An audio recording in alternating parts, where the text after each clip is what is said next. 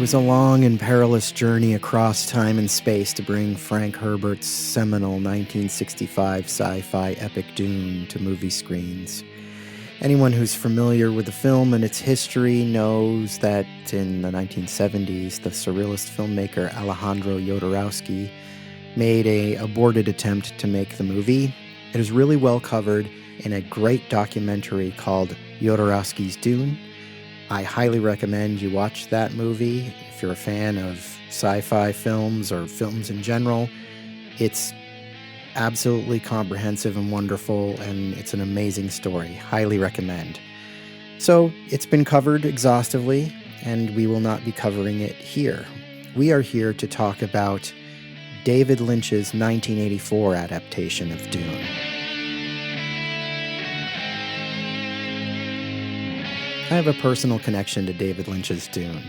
I was in my early teens at the time the film was released, and I was sort of moving away from my obsession with fantasy and sci-fi films at the time. I was getting more into like rock and roll and heavy metal, but I wanted to see the movie, so I convinced my mom and my stepdad to take me to see it at the Assembly Square Theater in Somerville, as I recall.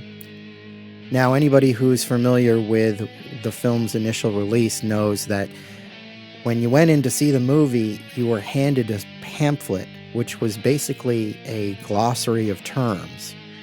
So I'm sitting down in my seat and looking down at this pamphlet and seeing words like Shai Halud and Mohadib and Gom Jabbar, and I'm thinking, okay, well, I may have bit off a little more than I can chew here, but I like sci-fi. I know that generally these types of movies have weird names and words, so I'm still on board here.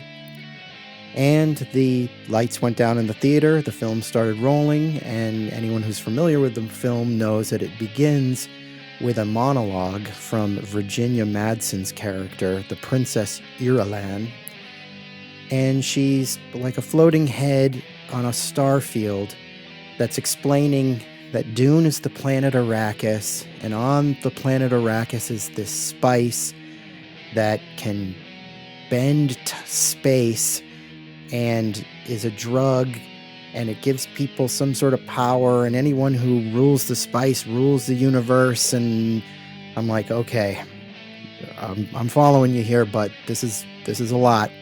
And she starts to fade away into the star field, and I'm feeling a little bit more relaxed that we're going to be getting on with the story here. But no, she fades back, and she starts to give more exposition.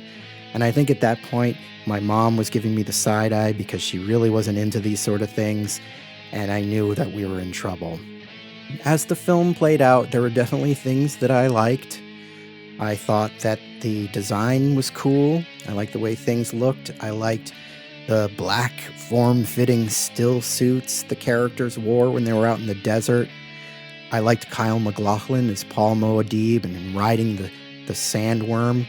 I liked the knife fight with Sting, though I think the image of Sting all oiled up in his strange space codpiece was perhaps a little troubling to my ill-formed sexuality at the time. But as the film reached its clunky climax, I think I determined with my not-so-fine-tuned critical sensibilities that this was not a good movie. And I felt pretty disappointed leaving the theater, and I really didn't think about Dune again for a long time. Now, a few years down the road, I'm a young adult, and I'm starting to take movies more seriously and get into filmmakers, and I really start to appreciate the films of David Lynch.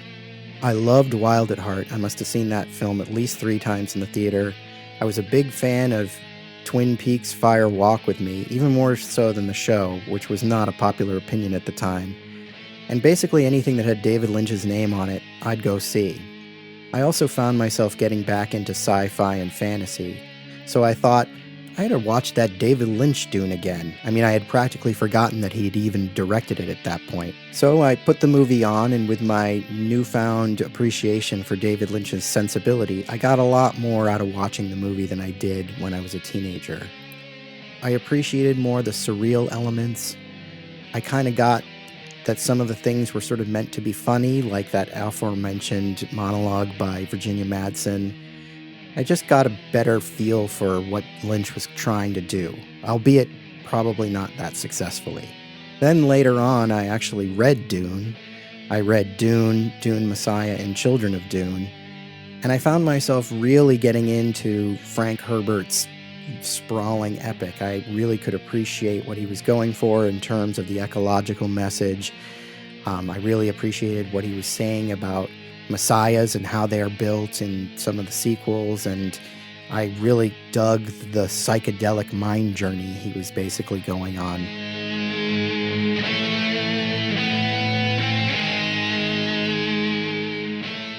After reading the books, I came back to the movie and could see it through yet another lens. I could really appreciate what David Lynch was up against in even trying to make the movie. I could see where his sensibilities probably made sense in the minds of some producer, that he was the right person to do the job, but then I could also see how some of his sensibilities were all wrong and how they failed the material.